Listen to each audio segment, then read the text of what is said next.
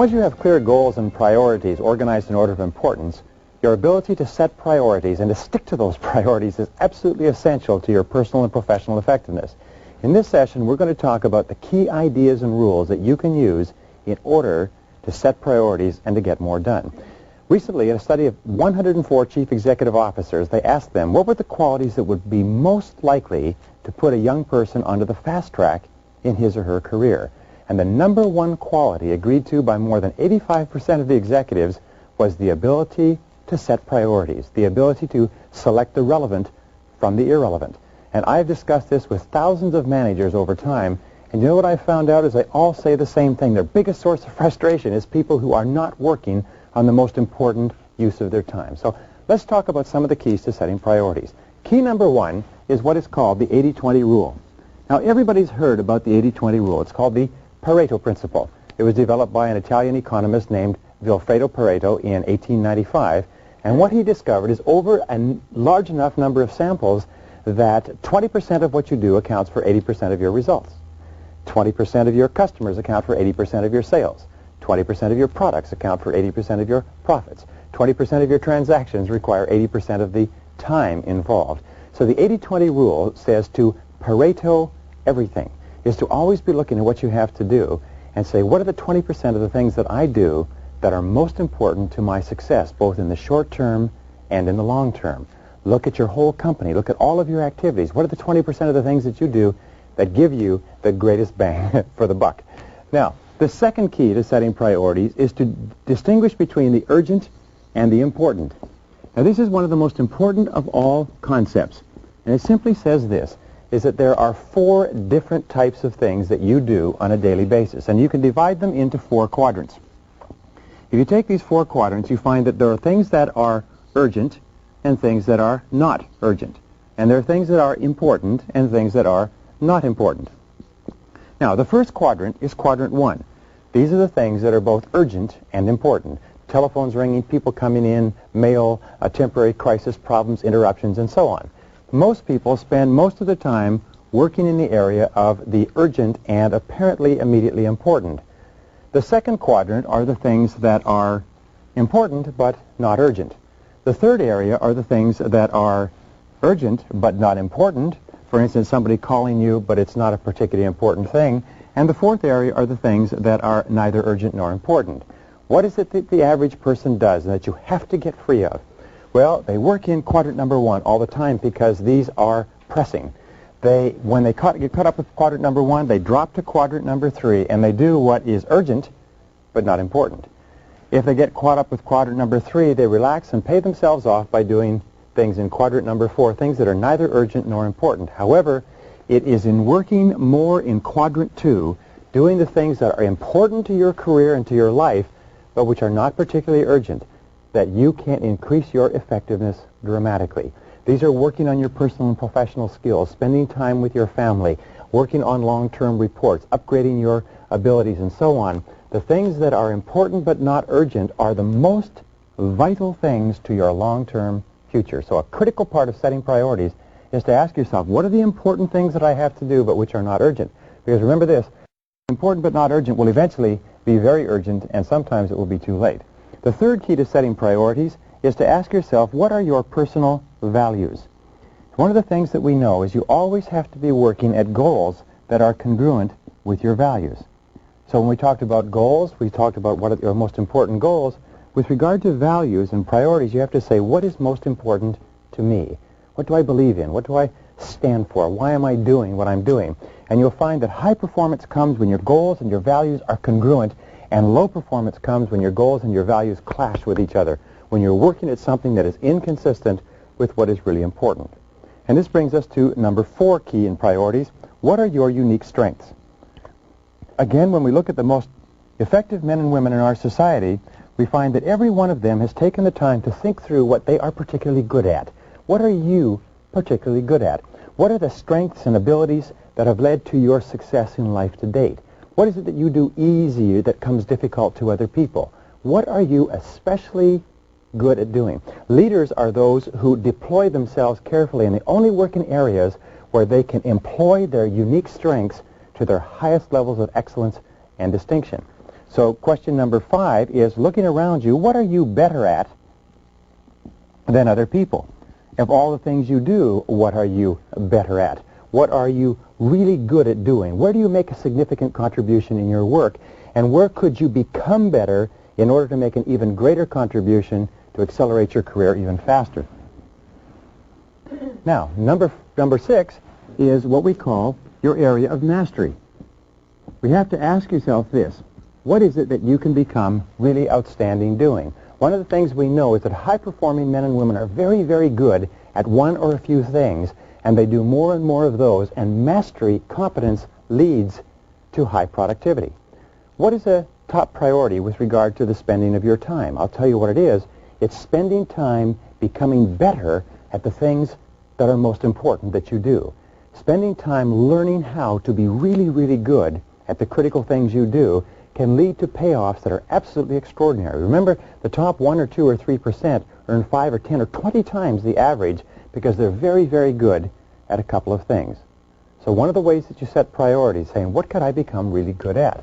Number 7 is ask, what are your high-value activities? What are your high-value activities?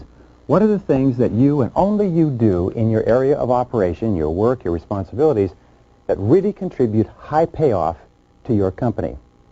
Your high-value activities are the answers to the question, why am I on the payroll? What have I been hired to accomplish? What are my key result areas? And here's an important point. Never give in to the temptation to do small things first.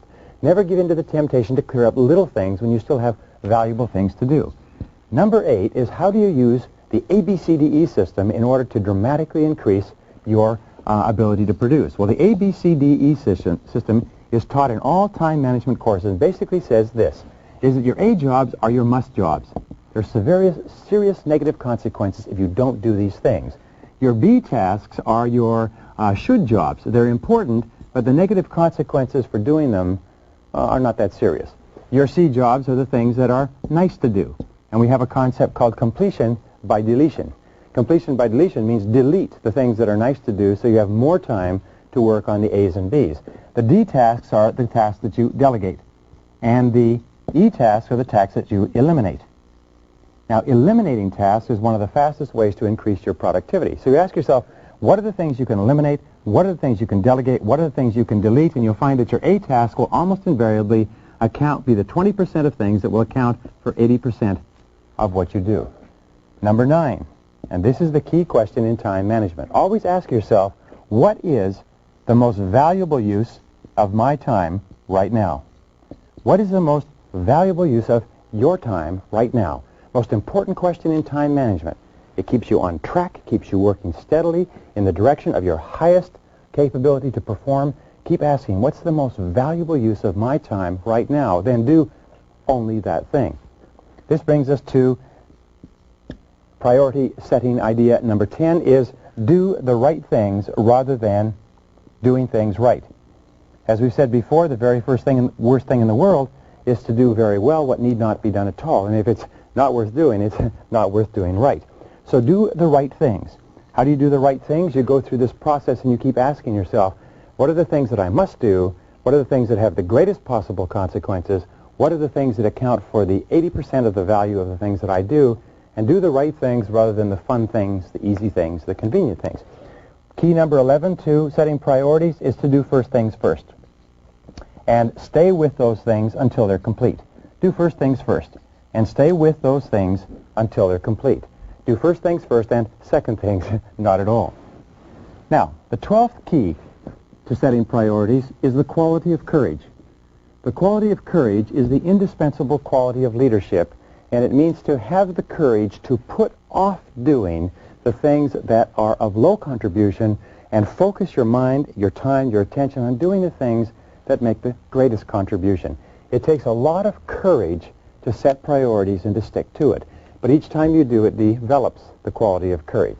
This leads us to number 13, which requires courage, and it is the establishment of posteriorities. You see, if you're going to set priorities, you also have to set posteriorities. The basic rule is this, is you can't start doing one thing unless you stop doing something else. What you have to do is you have to discard the past. You have to say, what are the things I'm going to stop doing? The people I'm going to stop associating with, the jobs I'm going to stop working on, and you have to establish them as posteriorities that may or may not have been relevant in the past, but which are not relevant to the future. They are not important in their consequences. Number 14 in setting priorities, always choose the future over the past. Always choose the future over the past. Always choose the opportunities of tomorrow rather than the problems of yesterday. Do you know that 80% of people spend their time working on solving the problems of yesterday or finding out who's to blame for them? Whenever things go wrong, always ask yourself, where do we go from here? What is the future? What do we do tomorrow, the next day? How do we solve it? Keep yourself solution-oriented, future-oriented, rather than present and past-oriented. 15th key to priorities is to focus on opportunities. Ask yourself, since you're going to have to live the rest of your life in the future, what are the opportunities of tomorrow? What are the things that you can do today that will lead to great payoffs in the future, based on everything that you know? Think always in terms of future orientation. It's the hallmark of the superior thinker. Where do we go from here? What do we do from here? Now, number 16 is to consider the futurity of all present events. The futurity of all present events. Futurity simply asks the question, what is the positive potential future impact of what I'm doing? In one of the most longitudinal studies on success, what they found was that men and women who were very successful had what they called long-time perspective. They found that cross-culturally, throughout all social, economics, and racial groups, people who had the longest time perspective were always the men and women who accomplished the most. Now, what did this mean? It meant that everything that they did on a day-to-day basis, they asked themselves, how is this likely to affect me 1 year, 5 years, 10 years, 20 years out? And the longer the time perspective, the more likely it was that those people would move up socioeconomically. They also found that people who had short time perspective, people who were only thinking about how these things would affect them today, people, if you like, were always looking for the things that were fun and easy rather than the things that were long-term and required tremendous discipline and were hard but had long payoffs. The people who concentrated on the short term were always the least successful people. The people with the long time perspective were the most successful. Remember, success, by the way, is an attitude. And the critical attitude that you need to develop to be a great success in your life is to think in terms of the long term. Practice delayed gratification. Work hard today in order to enjoy the benefits tomorrow. And one of the ways of setting priorities is saying, what is the most important use of my time right now with regard to the long term, and then do that. Number 17, remember this, there's always enough time to do the important things. We say there's never enough time to do it right, but there's always enough time to do it over. The fact is there's always enough time to do the important things. A person says, I don't have enough time, is a person who has really not thought. So ask yourself this question. What would you do with your time if you only had 6 months to live? What would you do with your time if you only had 6 months to live? You would find that your mind would become wondrously clear, as Samuel Johnson said, and it would be very clear to you what is really, really important. An exercise we put our people through in our seminars, we say, what would you do if you only had 6 weeks to live, or 6 days, or 6 hours, or 60 minutes? You see, when you begin to really look at your life, you'll find that there's always enough time to do the important things, but the critical thinking skill is to look at your work and do what Thomas J. Watson said, founder of IBM, think. Think about your work before you begin. Think about your work before you begin. Now, number 18 is to always be upgrading and downgrading your posteriorities and your priorities.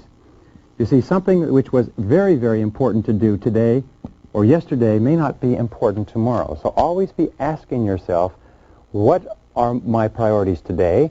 What were they yesterday? What need I do more of? What need I do less of?